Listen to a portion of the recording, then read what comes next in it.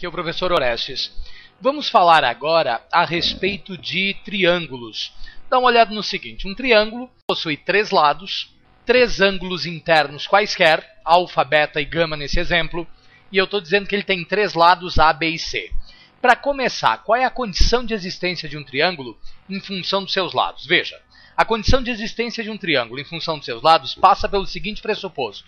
Um lado tem que ser menor que a soma dos outros dois e maior que o módulo da diferença dos outros dois lados.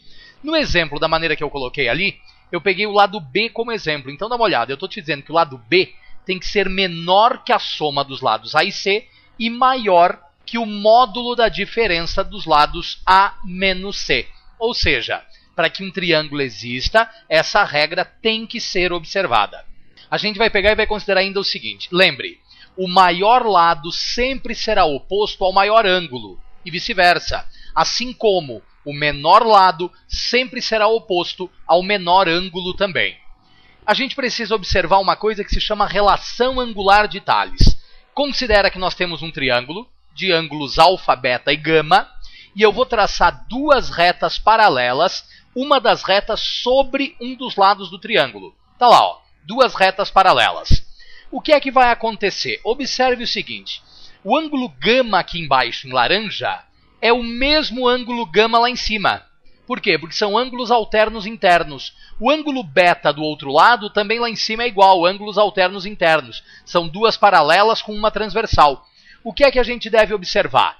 Meia volta na circunferência são 180 graus. Então, ângulo alfa mais ângulo beta mais ângulo gama sempre será igual a 180 graus. Ou seja, soma dos ângulos internos de um triângulo vale 180 graus. O que é que vai acontecer?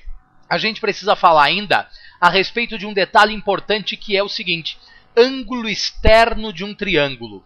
Para que se determine o ângulo externo, a gente vai pegar e vai traçar uma reta passando ali pelo lado A. O que é que acontece? Ângulo externo é o ângulo que se forma lá, ó. O que é que nós temos para o ângulo externo? Ângulo externo de um triângulo é igual à soma dos dois ângulos não adjacentes a ele. Ou seja, o ângulo externo é igual ao ângulo alfa mais o ângulo beta, ok? Ângulo externo é igual ao ângulo alfa mais o ângulo beta, ou seja, soma dos ângulos não adjacentes a ele.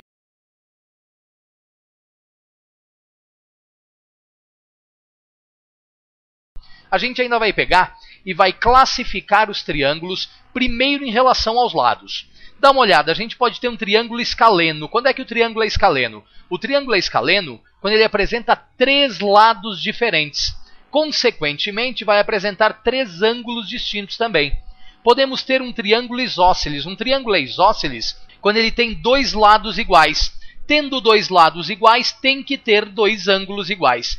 Eu posso ter ainda um triângulo equilátero. O triângulo equilátero tem três lados iguais, consequentemente tem três ângulos iguais. E nós podemos classificar os triângulos quanto aos ângulos. Dá uma olhada no seguinte, o primeiro triângulo que a gente vai falar aqui é o triângulo acutângulo.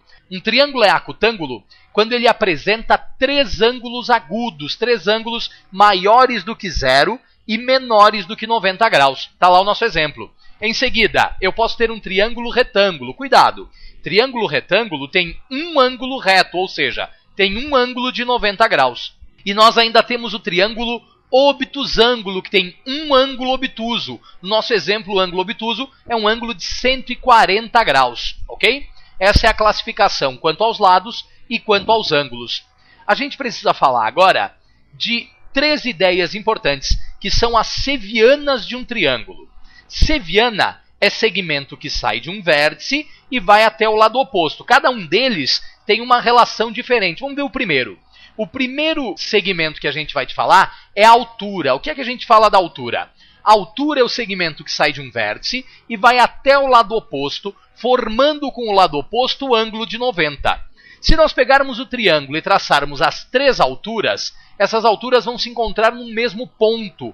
Esse ponto chama-se ortocentro.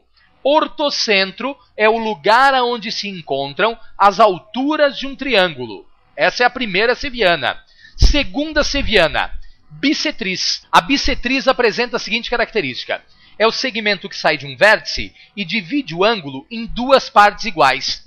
Então dá uma olhada, o lugar onde se encontram as bissetrizes de um triângulo é o incentro, ou centro da circunferência inscrita, como a gente pode observar na figura. Além disso, tem um detalhe. A bissetriz apresenta duas características importantes, que são, primeira delas, teorema da bissetriz interna. Dá uma olhada. Considera que nós temos um triângulo A, B e C com seus respectivos lados.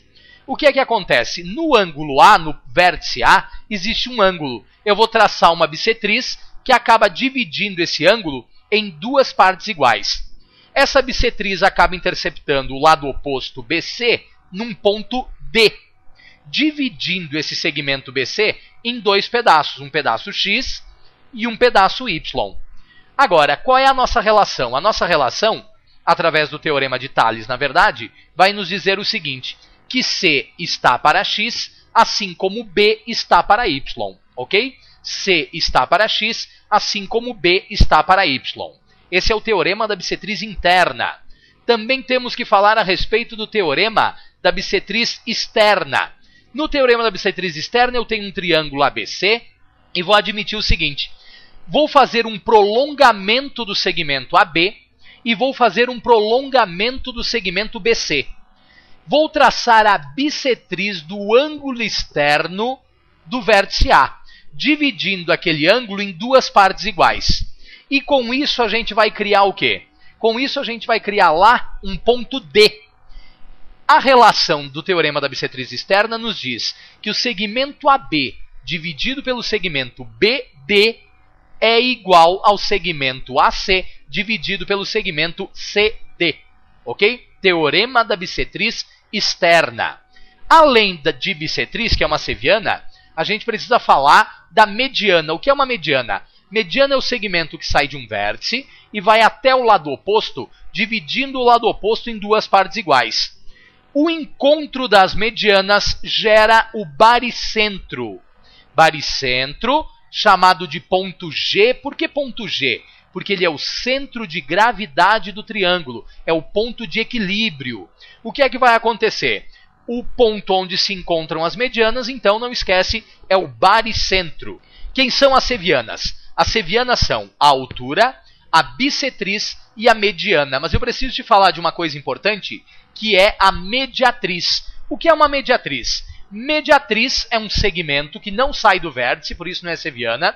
Mediatriz é um segmento que divide um lado qualquer do triângulo em duas partes iguais, formando com ele um ângulo de 90 graus. O que é que vai acontecer? Se eu traçar as três mediatrizes do triângulo, nós teremos um ponto de encontro dessas mediatrizes, que é o circuncentro, ou centro da circunferência circunscrita ao triângulo, ok? Encontro das mediatrizes é o circuncentro, ou centro da circunferência circunscrita ao triângulo. Legal? Grande abraço do professor Orestes. Até mais. Tchau, tchau.